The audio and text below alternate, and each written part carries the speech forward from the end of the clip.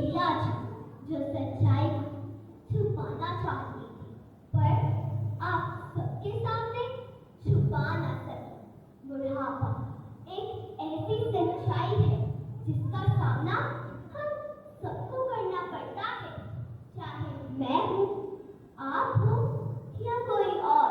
इस उम्र का सामना हम सबको करना पड़ता है। अरे माँ जी, ध्यान से, आपको कहीं लगी तो नहीं? आप कहाँ जा रहे हो? बेटा, सरकार से अपने ही पैसे लेने गई थी, वहां से धक्के खाकर खाली हाथ लौट आई। अच्छा, अब मैं चलती हूँ। इस उम्र में हर कोई साथ छोड़ देता है। हमारे बचपन से जवानी तक का सफर हम आसानी से तय कर लेते हैं, पर जब बुढ़ापा आता है तो अकेले पड़ जाते हैं। तारीखों में धीरे धीरे व्यतीत हो रहे हैं हम। आज है लेकिन अतीत हो रहे हैं हम। मुझे अच्छी सी कहानी सुनाओ ना। कहानी? आओ, मैं तुम्हें अच्छी सी कहानी सुनाती हूँ। एक बार की बात है, एक बार एक लड़का एक लड़की से बहुत प्यार करता था। लड़के ने लड़की से पूछा, क्या तुम मुझसे शादी करोगी? तो वो लड़की ने कहा, हाँ, पर पहले अपनी माँ का दिल लेकर आओ। क्या वो लड़का सच में अपनी माँ का दिल लेने गया? हाँ, वो लड़का भागा भागा अपनी माँ के पास गया और उसने कहा, माँ, अगर तुम मुझसे प्यार करती हो तो मुझे अपना दिल दे दो। उस माँ ने खुशी खुशी अपने बेटे को अपना दिल दे दिया और वहीं पर गिरकर मर गया। वो लड़का लड़की के पास जा ही रहा था कि वो रास्ते पर ही गिर गया और उस दिल में से एक आवाज आई। आवाज आई? हाँ बेटा, तुम्हें कहीं लगी तो नहीं? वो लड़का झट से उठा और उस लड़की के पास गया। उसने कहा, ये लो, ले आया मैं अपनी माँ का दिल। हाँ, तो तुम मुझसे शादी करोगी ना? उस लड़की ने कहा, जो लड़का अपनी माँ से नहीं प्यार कर सका वो मेरे साथ क्या ही करेगा। तो बेटा, इसलिए मैं तुम्हें भी समझाती हूँ, अपनी माँ को हमेशा प्यार देना, कभी तंग मत करना। माँ जल्दी करो, हम लेट हो रहे हैं। अब कितना टाइम लगाती हो? आ रही हूँ। दादी दादी, आप कहाँ जा रहे हो? मैं अपने घर जा रही हूँ। पर आपका घर तो यही है। नहीं बेटा, आपके पापा मुझे मेरे नए घर छोड़ने जा रहे हैं। अच्छा, अपना ध्यान। अच्छा जी, जब बूढ़े हो जाते हैं तब उन्हें नए घर छोड़ देते हैं।